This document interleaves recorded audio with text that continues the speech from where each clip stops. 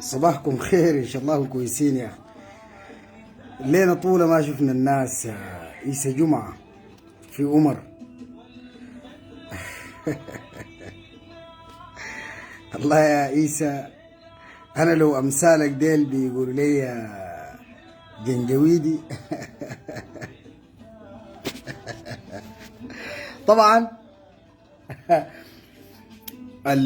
الطفيليات امثالكم، معلش انا رغم انه بقول الكلمه ده لكن اتحملوا. انا ما بوجعني انه الكلمه اللي بتقولوا لي جنجويد، لكن لو قلت لي كوز او قلت لي عب مستخدم من قبل الكوز اللي هو يستخدم الجنجويد نفسه في يوم من الايام، بتأسف وبتأثر على نفسي شديد جدا. اما الكلمات الجزافه اللي انت بتقوله ده ما في اي حاجه بالنسبه لي انا، لانه حاجه ما فيك ده ما بوجعك. لكن اتمنى انك تتحرر وتبقى انسان، وتبقى انسان عندك عقل تتكلم، وعندك عقل تكون موزون. نحن الفترات اللي فات لما سكتنا في طيلة الفترة وبعدنا على الميديا، ما عشان التخوين او الكلمات اللي بتطلع زي ده اللي بتطلع من خرف الاعلام حطين، والاعلام الموجه واللي بتدجن العقول وبتحاول انه تسكت الناس. نحن ما امثال الناس اللي بيتم ترحيبهم واسكاتهم. لكن افتكر انه تركنا الميديا واستوطنوا فيه كائنات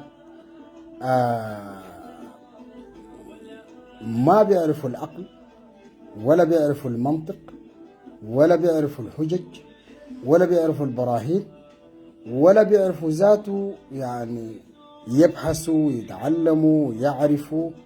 كائنات كسالى وعقول مخمورة في داخل حانات وعقول ما عندها وعي كامل.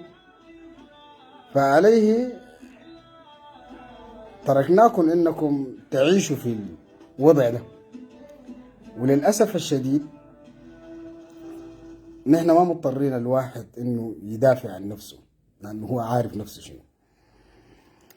لكن بيجي اليوم اللي بتبحث فيه تتمنى الحقيقة ده انك تلقاه ما بتلقاه للأسف. يعني بيجي اليوم اللي انت تفتش في الحق ده انك تلقاه وبيكون الوقت داك عدى ومشى. وبيجي يوم من الايام تفتش لزول عشان تعتذر له انك جرحته في يوم من الايام، وللاسف ما بتلقاه. يعني ممكن يكون الزول ده رحل من الدنيا او مشى او كده، وممكن تلقاه وما يتقبل اعتذارك في يوم من الايام. وللاسف الشديد، وانا ما كنت داير اتكلم او اغوض في مسائل سياسيه، لكن للاسف يعني نحن طول السنين اللي مشى كان عندنا عدو واحد بيواجهنا في الإعلام ده، وهو منظومة إعلامية مدربة وخرف إعلامية بيدار من الخليج ومن الشرق الأوسط. ونحن كنا عارفينهم. أنا شخصيا بختلف عن معظم كثير من الناس الموجودين في الميديا ده. أول حاجة للخلفية بتاعتي التعليمية، لأنه أنا شخصيا ما بقدر بتهم إنسان بقول له أنت حرامي أنت كذا ما لم يكون عندي دليل في يدي، لأنه أنا عندي خلفية قانونية وزول دارس قانون يعني. فعليه إذا كان في السياسة سياسي وحتى لو عندي خصومة مع شخص، وكالعادة أنا ما بخاصم إنسان يعني، لكن إذا نزلت وقلت الشخص ده أكل قروش ومدفوع له أو الشخص ده كذا، فبالتالي أنا مالي يدي بمعلومات ومالي يدي أنا بدوكمنت كامل. فإذا ادعى الضرورة ممكن أنا أقدر أحاجج به وأواجهه. لكن في مسألة بتاعت التشهير وساكت كده سنبل أنا أقول أهلنا الجنوبيين وعشان آخذ لايكات وكده، نحن في غنى عن اللايكات وفي غنى عن الشهرة. الحاجة الدار أقوله إنه نحن واجهنا في السنين اللي فات منظومة واحدة وقدرنا تغلبنا عليهم. وطيل حقبنا اللي مشى عندنا اختلافات يعني مع المنظومات بتاعت الحامش الكثيرة دي، الحركات التحررية والأحزاب وغيره وغيره، لكن إلا ما كان هؤلاء هم أعداء حقيقيين بالنسبة لنا، وما كنا أصلا بنشيفهم مهما كان علوا مراتبهم من السلطة والتكسب أيا كان يكون. يعني نحن نشوف العدو الحقيقي اللي بيتخفى خلف مؤسسة الدولة نفسه، واللي ظل يتخير حسب ايديولوجيته، يعني لا يسار لا يمين. فكلنا كنا بشوفهم في خانة واحدة يعني. للأسف في الآونة الأخيرة هؤلاء وجدوا من يساندونهم في الإعلام ويدافعون نيابة عنهم، عرفت؟ فبيقوا أبناء جلدتنا هم بياكلوا من ظهرنا وهم بنحشوا من لحمنا. وحتى نحن في التعاليق لما بنرد بنشوفكم، بنشوف إساءاتكم، وفي ناس مقربين لنا بيجينا تعليقاتهم سواء كان في جلسات ريكوردات بيرسلوه، شوف الزول ده بيقول شنو في ظهرك انت، او بيتكلم في لايف او في بوست بيرسلوه، لكن ما قاعدين نرد، نتأفف انه نرد له يعني، لانه هو ملأده الحقيقي. فانا مالي وماله انه بيجحد طاغة قصاده هو. فعليه بنتخافل، لا بنشوف بعيوننا، بنشوف وبنسمع بعدان. لكن ما تقول انه ما بنرد عليك مثلا او ما عندنا الامكانيه انه نرد. عندنا الامكانيه وعندنا اللسان الزفر، لكن بنتأفف كويس.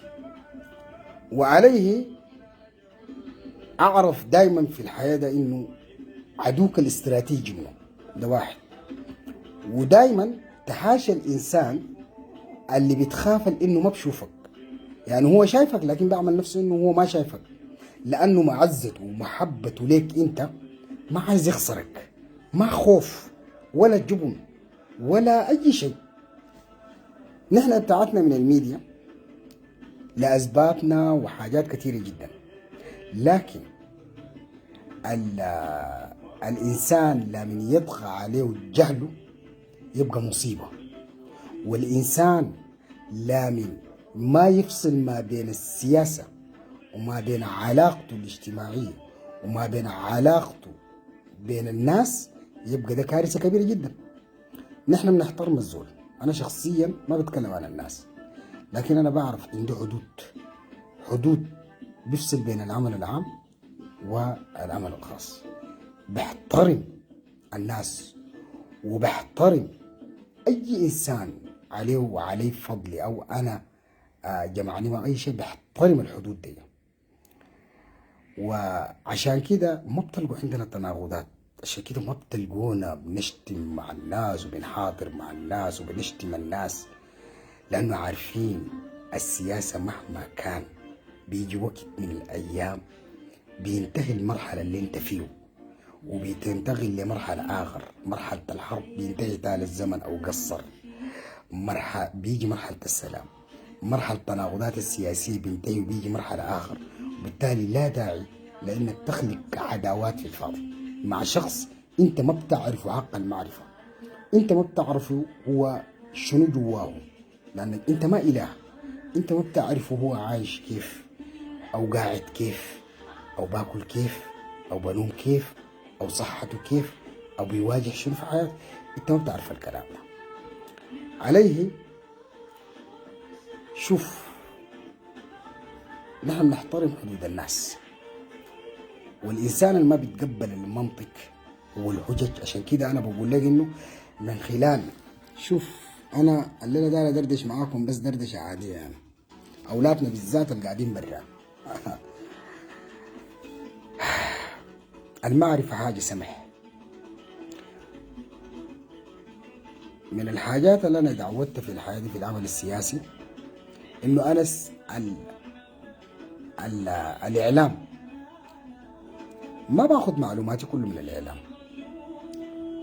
والكلام بيدخل راسي لازم أفند وأبحث وراه، وما بصدق أي كلام سياسي.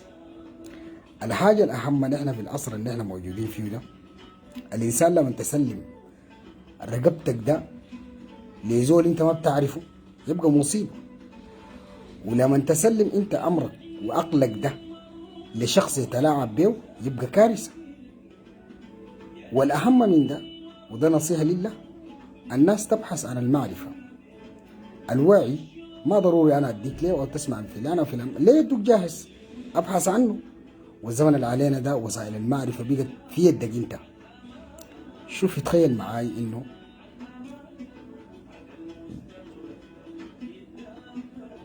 يعني في الإعلام ده ذاته أسوأ حاجة في الدنيا ده أنا قدرت أعرفه، إنه نحن في السودان أسوأ إعلام في السودان. الوسائل بتاعت التواصل الاجتماعي ده أسوأ استخدام بنستخدمه نحن في السودان،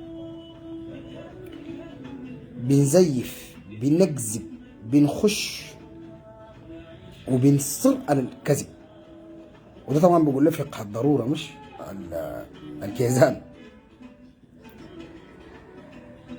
بيسموه فقه الضروره. لكن الان عايز اقول لك معظمكم قاعدين برا، يا اخي اتعلموا، يا اخي اتعلموا الاعلام ده ذاته، اقروا، ما ضروري تكون انت مهندس، تكون دكتور، تكون طالما انت خلاص ارتضيت انك داير تفهم في العمل السياسي، يا اخي افهم الاعلام ده ذاته، مش ادرسه. ويشهد الله انا اديك حاجه بس عن حياتي، انا ما بتكلم، ما بدي الناس دائما حياتي كلها يعني. عارف عشان افهم انا طرق الاعلام البديل ده ولا التضليل بتاعته والحاجه الحاصل فيها، خلاف انه انا عندي اصلا وثائق عن الناس اللي بيديروا التضليل الاعلامي والشغل الحاصل ده، عشان كده خطابي من قبل الحرب كان مختلف. انا والله درست له، اخذت فيه دبلومه كامل عشان انا افهم الكلام ده، حتى الذكاء الاصطناعي وطريقه عمل الاعلام ده ذاته، تضليل الشعوب ده ذاته. كويس؟ اخسروا يتعلموا فيه وعارفوه عشان تقدروا تديروا الشغله دي كيف. عشان كده ما بنصر على الكذب، ما بنكذب. طول حياتنا قاعدين ده الواحد بيتكلم ممكن يحلل، لكن ما ممكن يصر على الكذب. وفي حاجات اتعلمناها في حياتنا، هو القانون ده. القانون ده لما درسناه، وعشان كده شوف انا اعدائي في الدنيا ده اهل الاسلام السياسي، ديل اشرار الارض في الدنيا كلها. رغم اعدائي معهم ما حصل شتمتهم في عرضهم. تخيل بس، ديل اعدائي بالمناسبه اللدودين، والله فطنت كده على عداوتهم، لكن ما بشتموا في عرضهم. ده واحد. عداوتي معه عداء سياسي. وفي اللحظة دي ذاتها بشكل عام ما حصل اتهمت لي زول في أخلاقه إطلاقا. يعني زول كده اتهمت في أخلاقه ده ما في. ويشهد الله نحن الأخلاق اللي بنتمتع بيه، أقسم بالله العظيم ثلاثة أجعص واحد فيهم موجود في الميديا شتمنا نحن ما بتمتع بهم، والله الذي لا إله غيره. نحن نمتلك أن أعدائنا نحن أو الناس في الدنيا اللي نعرفهم، سواء كان عندنا معه عداء أو ما عداء، معلومات ووثائق، لكن ما حصل لأنه بنحترم بعض الحاجات في حواجز. ونعرف إنه القصة دي قصة سياسية، وعليه إنه والله يا أخي الموضوع ده بيكون قاعد في إطار عمل سياسي. طالما عمل سياسي خلونا نعيش في العمل السياسي ونناقش في قضايا سياسية. لا داعي لأنه نمتهن أخلاقيات الناس ونشتم في أخلاقيات الناس ونقدح في أخلاقياتهم دون ما إنه يكون عندك. أنا في واحد، أنا مرات عندي سنين طويلة جدا، يعني شوف أديكم قصص. يعني أنا بقدر من إنه ما أقدر أتكلم معاكم في سياسة، لكن داير أحكي لكم بس مواقفي، يعني مواقفي مع الميديا. يعني أبان اتفاقية جوبا ناس ياما انحالت علي انه والله يا اخي نحن طالبين لطفي ده والله طالب وكذا، ولطفي ده ركبوها عربيه وايام كنت في الحركه انه لطفي ده ركبوها عربيه ومن ناوي دفع عليه. ما حصل. طلعت نكرت او نفيت. عارفين ليه؟ لانه ده كلام ما مهم بالنسبه منه، ما صحيح لكن ما مهم. بعد ذاك انتقلنا لمرحله انه والله لطفي ده باعوه ودفعوا له في مواقفه. ما طلعنا نفينا ولا قلنا ايش، لانه ما في، وبالتالي انت ما مضطر. اذا رجعت للزول الزمان وطلبته قلت له يا اخي اديني اثبات، انشر ما عنده. ولو جيت للزول هسه قلت له عندك شنو، انشر ما عنده. الثقافه دي جابوها منظومه الضلاليين ديل، التشهير بسمعة الناس، وبالتالي اختيار شخصيات الناس، وانه والله عن طريق هذا الاختيار يستطيع انه يسكت الانسان او يستطيع انه كذا. لكن ده ما مهم، ده ما مهم خالص. المهم انا داير اوصل لك رساله، نصيحه لله اسمعها مني. انا بشوف انه كثير من الناس ما واعي وبتمارس في العمل ده في السياسه بتتكلم فيه، ما تمارس الغبن. ودائما خليك فطن وخليك عندك دماغ. راسك ده ما تسلمه لي زول، لا تسلمه لي انا ولا تسلمه لغيري ولا تسلمه لفلان. ابحث، اتعلم، ابحث عن الحقيقه. دائما ابحث بنفسك انت، ووثق بنفسك انت، وما تخلق عداوات مع زور في العمل العام اطلاقا. ما تخلق عدا مع زور، دي ليه كل زمانك. العمل العام ده ما تخلق عداء مع زول. الزول انت ما عارفه كويس ما تخلق عداء معه. ما عارف خلفيه الزول كويس ما تخلق عداء معه، وما تشحر بزول. هسي انا دار اقول حاجه، في خلال حياتي انا ما رديت لي زول. اي زول عنده في حياته ده عنده صفات معينه بتصف بيه. مثلا انا ما بنسى زول عمل لي فضل في الحياه ده، زول قدم لي فضل في الحياه ده ما بنساه، الجميل نهائيا ما بنساه. ومتوازي مع زول اساء لي في الدنيا ده ما ممكن انساه وما ممكن اسامه، ما ممكن اسامه اطلاقا. والله لو جاء وتبرك ولو تقابلنا على ستار الكعبة اقسم بالله ما ممكن اسامه اطلاقا، ما بسامه نهائيا. مش نقول انه والله يا اخي العياط وما عارف شنو سامح، عشان كده ما برد لك ولا بشكل، لكن ما بسامحك وما مضطر ذاته احاسبك، لانه الحساب ده عند الواحد الاحد. الاهم هسه انا داير اقوله، وطالما جا واحد وصف هنا بكلام داير انصحك ليه وانصحكم ونصيحة لله. الحياة ده هو طبعا ما دايم، نحن كان عشنا 100 سنة ذاته بنموت يعني،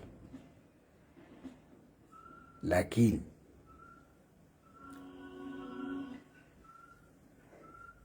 طالما نحن بنموت في الحياة ده كده نستصحب معانا حاجات سمحة. وطالما انتوا في العمل العام والسياسي ده، وبالذات ايال الهامش ايال دارفور وكردفان وجبال النوبة وغيره، مارسوا السياسة، ده نصيحة بقدمه لكم، مارسوه. والناس الموغلين في الحرب مارسوه، ده حق من حقوقكم.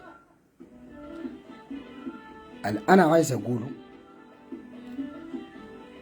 القبائل، قصة القبيلة دي حساسة لدرجة ما تتخيلوا. انا كلامي ده ما بقوله بينتهي هنا، كلامي اللي انا بقوله ده بينتهي هنا، تعمل بيه وتعمل بيه، ما قدرت تعمل بيه وخليه. لكن الناس اللي ماسكين تليفونات وبيسيئوا للقبائل،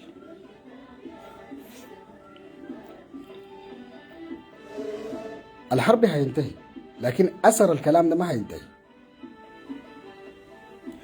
والقصة دي اذا استمر شتم القبائل واثارة النعرات القبلية، عواقبه حتكون وغيمة لدرجة ما ممكن تتخيلوا شنو. اتمنى انه الناس تبتعد عن اثارة القبائل وشتم القبائل ونبذ القبائل وشتم الناس بقبائلهم واثنياتهم، لأنه القبائل دي عملية مقدسة. زي ما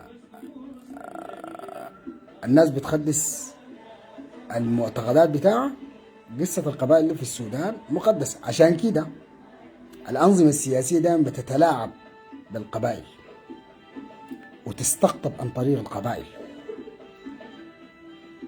وتحقن السلطة والأيديولوجية حقها عن طريق القبائل.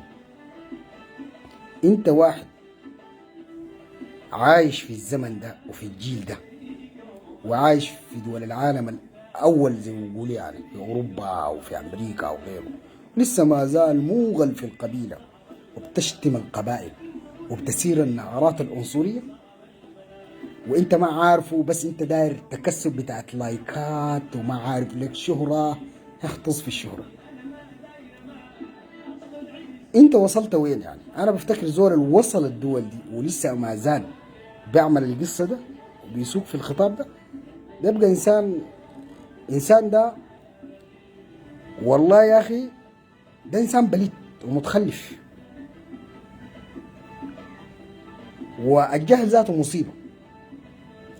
التليفون هسه انا بتكلم معاك فيه ده بقى اي زول عنده في يده، لكن كيف انت بتستخدمه؟ في ناس عبر التليفون ده بيقدموا مادة دسمة، يعني بيعلموا بيه اجيال، بيقدموا محتوى جميل، في ناس بيديروا بيزنس، في ناس بحوث علمية، في ناس وفي زول في التليفون ده ذاته بيقدم مادة سالبة وبيدمر المجتمعات وبيدمر المكونات الاجتماعية وبيفككوا الناس وبيزيدوا طين بلة يعني. التليفون ده ذاته عبارة عن سلاح، انت بتستخدمه كيف؟ نحن والله يا اخي مرات بنتأثر، الواحد بيشاهد وقاعد يراقب وبيشوف كده، يعني بيقلبك تقول شنو ذاته بتسوي شنو يعني. هسه الجهل الموجود ده، الجهل ده يعني لزومه شنو؟ ولشنو ذاته وصلنا المرحلة ده؟ أنا متابع وبتابع الناس تركت. أي واحد بيقول أنا سياسي، أي واحد بيقول أنا داير أتكلم في السياسة ولا داير أتكلم في ما عارف ليه بتاع. والله العظيم ثلاثة يا أخي من حقك إنك تتكلم يا أخي، لكن ما من حقك إنك تسيء الناس، ما من حقك إنك تقدم محتوى الواحد ما يقدر يسمع ليك قدام أخواته وأمه وأبوه يا أخي. حاجة صعبة شوية يعني. وبعدين المنظومات دي قدمت حاجة غريبة خلاص، خلانا نحن ما نقدر ندير حوار أو نقاش. يعني هسه زي ده، هسه أنا جيت لا قلت السلام عليكم ولا قلت أي حاجة. قال لي قال جنجبيدي. النوع ده جاهل وبسيط في فهمه، مستوى إدراكه ما بيتخطى السنتيمتر معلومة اللي عشان يدخل له في راسه في طايوقه ده. المخ، العقل ده نعمة يا جماعة، والله العقل ده نعمة. الإنسان ده كائن عظيم، لكن ممكن هو يجعل نفسه في الدرك الأسفل صراحة. نصيحتي ما تجعل عقلك انت يقودوك ناس. اعرف دايما في الدنيا ده ادوك الاستراتيجي منو، ادوك الاستراتيجي منو، ابحث فيه. انا مرات كده بسرح بعقلي ده، بكون رجل دين ذاتي انا ذاتي. بقول نحن في اخر الزمان. كيف اخر الزمان؟ يعني في اخر الزمان انه يصدق الكاذب ويكذب الصادق.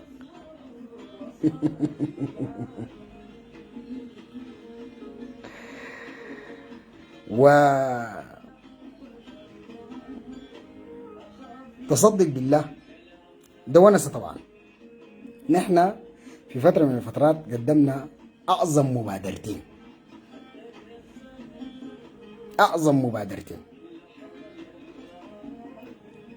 الأعظم مبادرتين ده كله في أبناء دارفور. يعني واحد لأبناء دارفور بصفة خاصة، والثانية مشروع إنه يمتد للسودان كله. مشروع الأول ده مؤتمر الشباب الدارفوري. شوف المؤتمر ده حشدنا له ناس، دفعوا له ناس تبرعوا لهذا المؤتمر من كل قبائل دارفور، عرب خير. عارفين انه نحن كنا صادقين في نوايانا. انا لاول مره هسه الليله هتكلم عن حاجات في المبادره ما كنا اتكلمنا فيه، ويشهد الله ما في قائد، وبرضه ما هشرح، ما في قائد في دارفور وما سيقنا له خطاب. في ناس وصلتهم وفي ناس ما وصلتهم. بعت للقيادات الموجودين في دارفور وعزتي وجلال الله، ارسلوا مناديبهم فتشوا عننا لما يسلونا. انا شخصيا قلت لهم ما ممكن انه يتبنى هذه المبادره واحد من قيادات دارفور عشان يلمع شخص واحد من دارفور. يجب ان يكون كل قيادات دارفور يدعموا هذه المبادره، وان نصل غريه وفريق وحله حله. والمبادره دي لو كان نجحت وعزة وجلال الله كان دارفور دي ما كانت هنا. واجهنا اشد انواع الصنوف من الخذلان من ابناء جلدتنا ذاته في دارفور، يعني ابناء دارفور نفسهم. ولو سالتهم السبب شنو ما حيوروه. واتهمنا لكن ما بررنا. ووقفناه لانه ما لقينا 70 بس في المية من ابناء قيادات دارفور انه يدعموا هذه المبادره. ما دارين زول واحد، يعني زول واحد كان بيتكفل قال لك بالتمويل هذه المبادرة إنه تقوم بكل شغلها. ما حذكر له والله الذي لا إله غيره. أنا منحت الشيء، قلت لهم والله زول من قيادة دارفور واحد ما يدعمه، لازم يدعموا كل قيادة دارفور. ليه؟ عشان نقدر نحن نذكر إنه كل قيادة دارفور هم دعموا هذا المبادرة، وكان في صلح وتنمية مستدامة وكذا وكذا، وإنه كان ما حنفرز الزول، وكان حتى بندعو في البرنامج بتاعنا إنه والله يا أخي يكون في مؤتمر للصلح الاجتماعي في دارفور يدعو له كل النظار.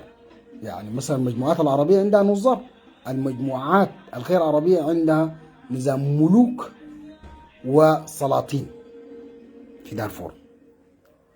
قلنا إنه نجمعهم كلهم ونقعد لأول مرة في دارفور نتكلم بصورة واضحة. الدار تنبي الزول تنبي زوجنا، ونفتح الجرح ده وننظف أبناء دارفور، وإنه يأسسوا لبرلمان شعبي، إنه البرلمان ده منوط بها إنه كل قبيلة يكون عنده ممثل في هذا البرلمان، وعاصمة الثقافية بتاعتنا نحن الفاشل، إنه البرلمان ده أي قبيلة في دارفور يكون عنده ممثل لها موجود في البرلمان ده، وما منوط بها أي عمل سياسي. نعزل هذه المجتمعات من عمل سياسي وما يستغلون في أي عمل سياسي، وإنه هذه المجتمعات تركز في عملية البناء الاجتماعي. وقوانينا اللي موجود، القوانين الأهلية في دارفور ده يطوروها هم ويدعوا لنا نحن المجتمع دارفور عشان يكون معاه، وبعد ذاك ننتقل لمرحلة البناء التنمية المستدامة في دارفور. حلو. الموضوع ذاك فشل أسبابه بيجي يوم من الأيام هنتكلم فيه، لأنه باخطونا بحروبات وباخطونا بكل شيء ما قدرنا نعمل. المهم حصل ما حصل. جئنا بعد الحرب، ما قام هذه الحرب اللعينة لعنة الله عليه من أشعلوها، ونسأل الله سبحانه وتعالى إنه أن يطفئ نار هذه الحرب. أطلقنا مبادرة بتاعت قادرون. هذه المبادرة إنه خلاص الناس طالما مشغولة بالحرب، نحن والله يا أخي دايرين نساعد ناس ونصل الناس. وبالفعل هذه المبادرة قامت ولقت ترحيب، جابوه الناس الحدث وناس جزيرة وغيره، نعمة كده بس قام. جو داعمين من مسجد طوكيو في اليابان بمشاركة مع السالون شنو كده، قدموا دعم، والشباب اللي يتبرعوا وكده قدموا في الأبيض وفي الفاشر برضو قدموا، وفي اسمه شنو برضو ناس نزحوا برضو للزليم. والمهم تخيل يا مؤمن، نفس أبناء دارفور نفسهم جو واتهمون اتهام زور وباطل.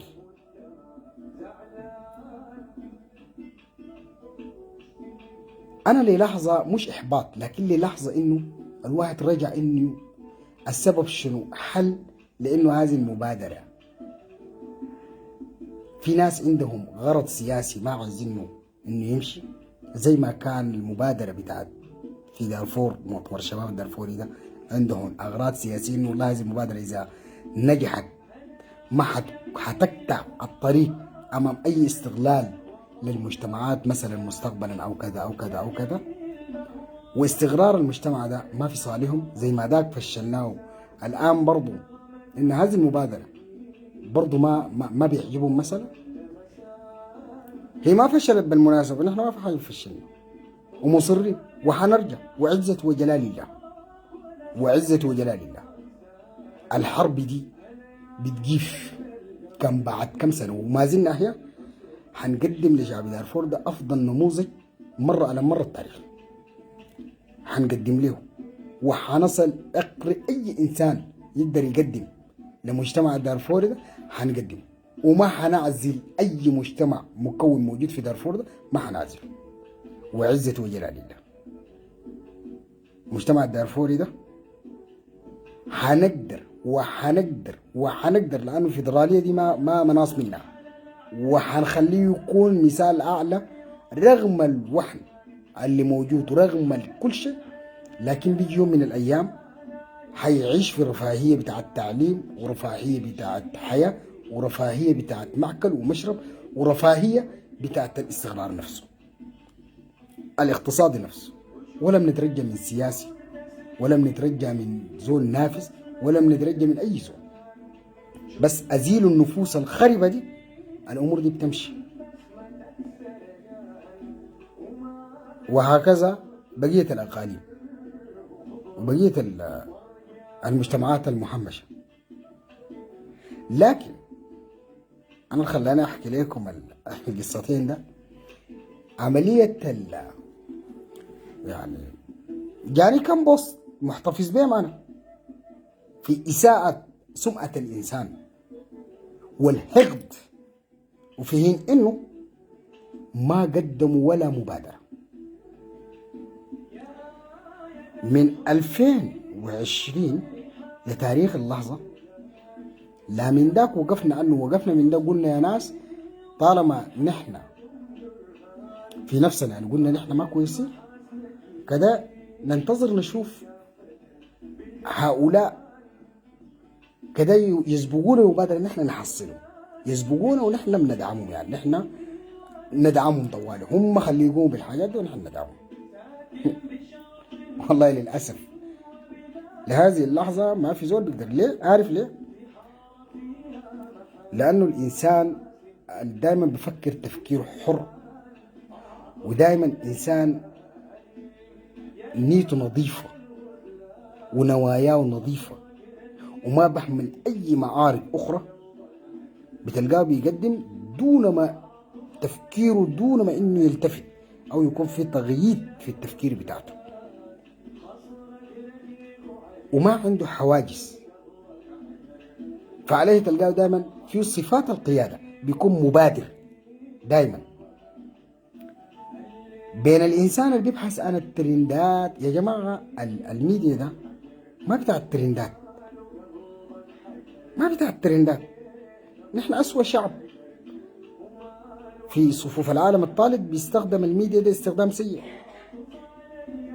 دول العالم الثاني بيستخدموا الميديا ده في البحوث العلمية، في إيصال المعلومات، في عدم التضليل، في المبادرات القيمة، في البحوث العلمية، في التسويق، في التجارة الإلكترونية. لكن نحن بنستخدمه في سب الدين، وفي انتهاك الأعراض، وفي الكذب، وفي النفاق. أديك مثال بسيط. شوف الصين دي بس، الصين دي عندهم تيك توك. التيك توك ده نحن بنستخدمه هنا استخدام عجيب، كله هم هناك بيستخدموه استخدام عجيب مختلف عننا. بيستخدموه في التجارة، في البزنس، إدارة الاقتصاد، في التسويق لمنتجات للبراندات بتاعتهم.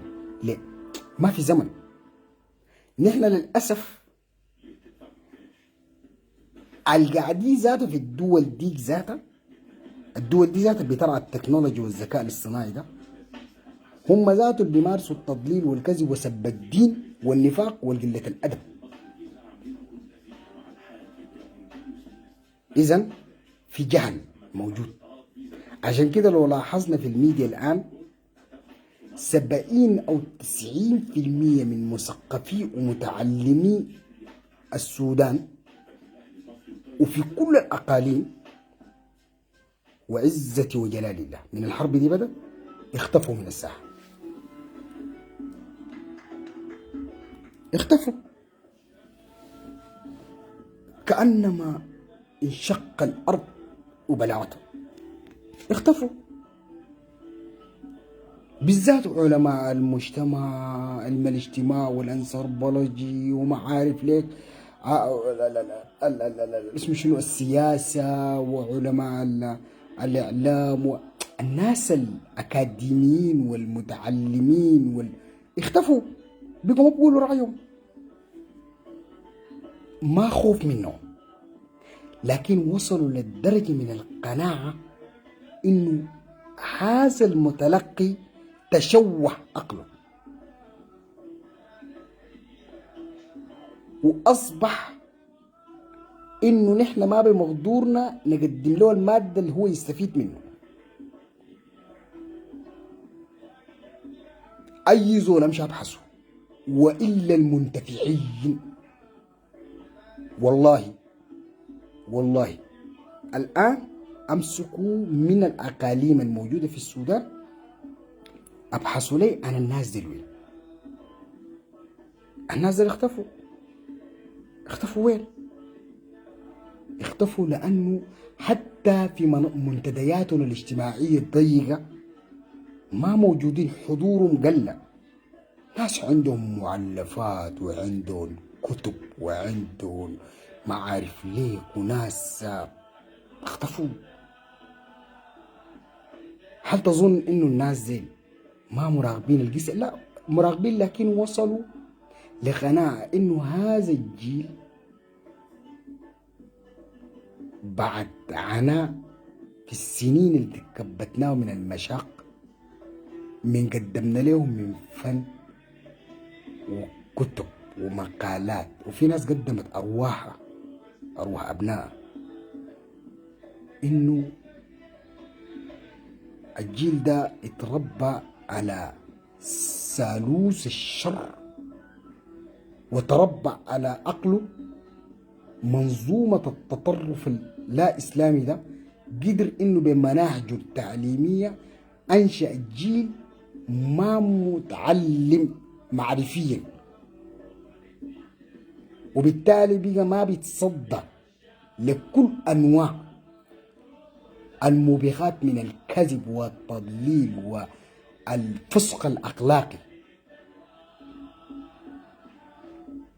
بمعنى لما أنا أجي أشتمك أنت وأجي أقول كلام مبتذل وكلام بذيء وأسيء، وأتكلم ساعتين في كلام لا معنى له، أشتم لي زول وأقدم في محتوى خير مفيد، وتكون قاعد أنت الساعتين ده قاعد تسمع لي، بتستفيد شنو يعني؟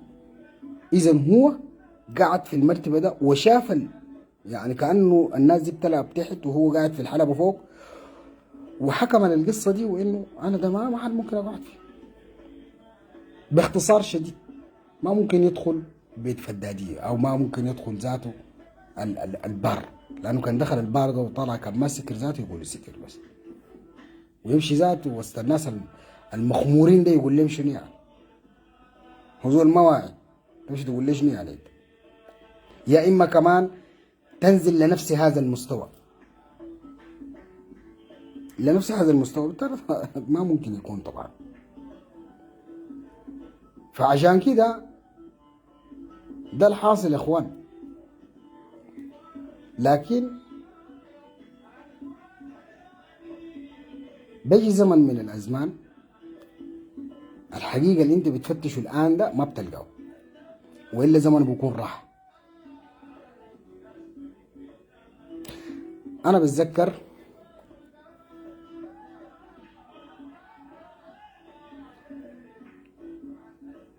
اللهم امين،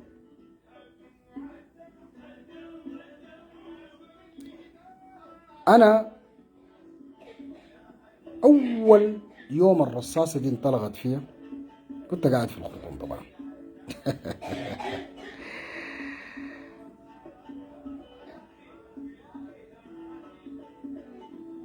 كنت قاعد في الخرطوم، وطبعا قعدت انا 8 شهور.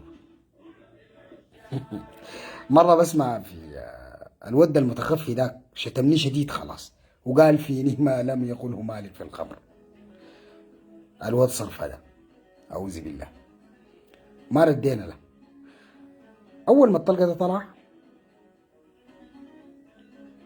قلنا للناس الحرب ده حيطول، قلنا للناس الناس تشيل حاجاتها وتمشي بعد ده، تطلع بأولادها وتطلع بحاجاتها وتطلع حاجاتها. كان الإعلام طاغي جدا والتضليل طاغي شديد. طلعونا أول أيام الحرب، طلعونا كلام عجيب، خلاص صوتنا ما كان بيسمع، كلام عجيب. قلنا للناس بيجي وقت ما بتقدر تطلع فيه، والحاجة البسيطة دي ما بتقدر تطلعها.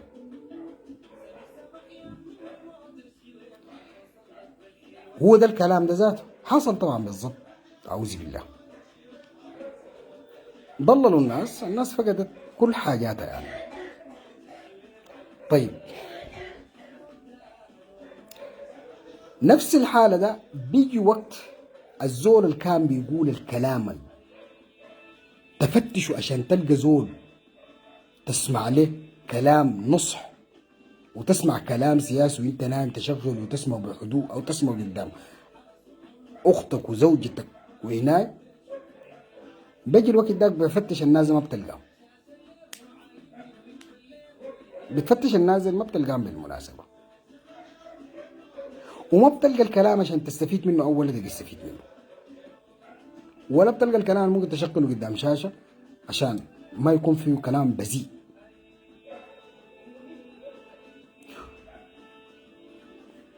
الزمن ده حيفوت، وزي المرض لما يستأصل في جسم الإنسان، وزي السرطان لما ينتشر في أعضاء الإنسان، الوعي ده زيه ما في. العناد والتكبر والحقد والغل وكرهك للزول ما يعميك ويعمي بصيرتك من الحقيقة. ودائما بكرر، دائما بكرر، ما تسلم عقلك لأي إنسان. أبحث أي معلومة تسمع أبحث عنه. أي معلومة الآن نحن في عصر إنه المعلومات دي بقت متاحة، ما محتاج ساعتين أو 4 ساعات، دقيقة ثانية بيجيب لك المعلومات دي كلها. أبحثوا عن المعلومات، الله والنبي. أنا بس يعني أنتوا مش في صفحتي مسؤولية. أبحثوا أي كلام أنا قلت رد فيه أو قالوا أي فلان أو قالوا أي فلان أو سمعته في الأخبار. يا أخي خليك إنك مقدرة للتحليل والفهم والإدراك والبحث، خليك عندك الحاجات دي. أبحث بعدك أفهم. الحياة ده محكومة والله بمعادلة صعبة خلاص، لأنه نحن بشر بطبيعتنا، وطالما بشر خليفة الإنسان على هذه الأرض، كل هذه الأشياء تحت تصرفنا نحن. عشان كده ربنا خلقنا بهذه العقلية. لكن أن تنزل في مدارك البهائمية ده أمر صعب جدا جدا.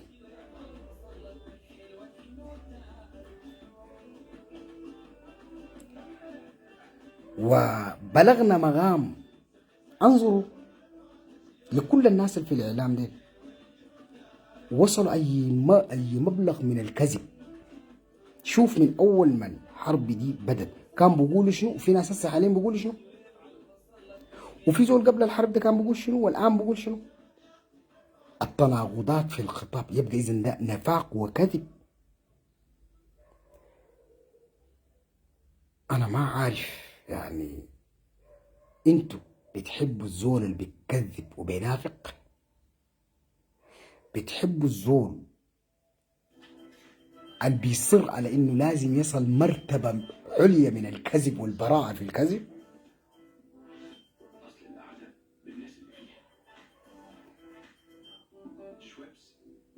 انا الدار اقوله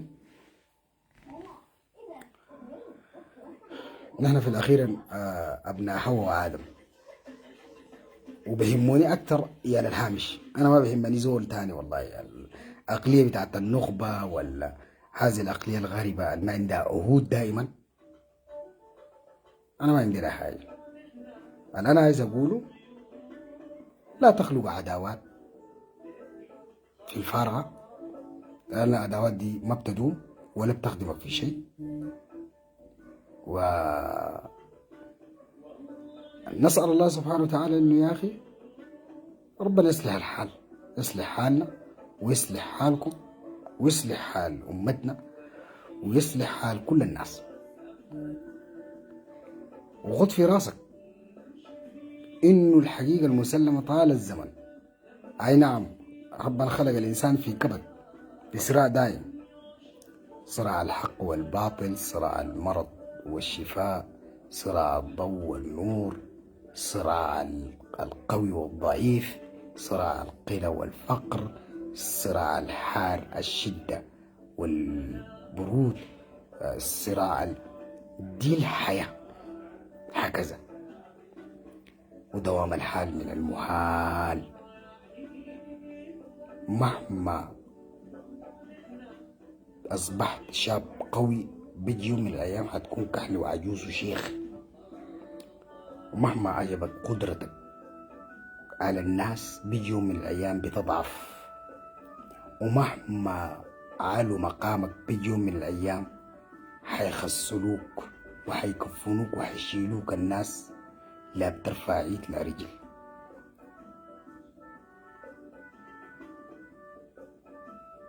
عليه خد في راسك العمل العام شيء، والعمل ال ال الخاص شيء آخر. علاقتك الاجتماعية شيء، وعلاقتك السياسية والهنا شيء آخر. احذر من الخصومة، احذر انك تخلق جفوة بينك وبين الإنسان، واحذر انك تشين بسمعة الإنسان. عندك معلومة كاملة في يدك انشر، ما عندك ناقش الزول في حدود فكره، في حدود مواقفه. لكن ما عندك اي معلومات في يدك، اياك وانك تشهر بانسان. يعني هسه انا داير اقول لك حاجه، في الدول الاوروبيه اللي انتوا قاعدين فيها دي كده امشي شهر بسمعة انسان كده، شوف القوانين دي بتعمل فيك شنو. او امشي كذب ساكت بس، شو بيعمل فيك شنو. او كده الصحفي ينشر معلومه غلط كذب، جريمته بيكون قدر شنو، عشان بس انت تعرف. والغريبه في الامر ده دول، ده الكفار، ده الكفار معظم الساسه، معظمهم الموجودين في السودان ابنائهم عايشين في بلاد الكفار دي، وعندهم خصور في بلاد الكفار دي، وعندهم حسابات بنكيه في بلاد الكفار دي، ويمتلكون جناسي وجوازات بتاعنا الكفار دي ذاته. وحسي كلامي وكلامك ده يالهم بيدرسوا في جامعات الكفار دي في الحرب ده، يالهم بيدرسوا في جامعات الكفار وعايشين في بلاد الكفار. يا اخي اقول لك حاجه، خلي السياسيين كلهم طيله كم 30 سنه ده الكيزان بالتحديد، تجار الدين ديل اللي كانوا دايرين يطبقوا شريعه الله ده، يالهم عايشين في بلاد الكفار وتعلموا في جامعات الكفار، وحسي عايشين في بلاد الكفار. انت المواطن البسيط ده، انا بودي انه ولدك ذاته يقرا في جامعة الكفار ده، ويعيش في بلاد الكفار ده ذاته، ويقرا الطب في بلاد الكفار ده، ويقرا السياسة في بلاد الكفار ده.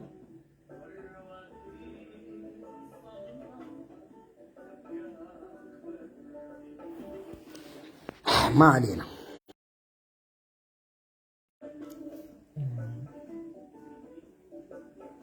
ابقوا عارفين يا اخي. المهم الصفحة دي طبعا فيها بلاغات وكده، ابقوا عارفين يا جماعة. تصبح على خير يا اخي. انا ما كنت داير اتكلم معاكم في السياسة ذات اصلا.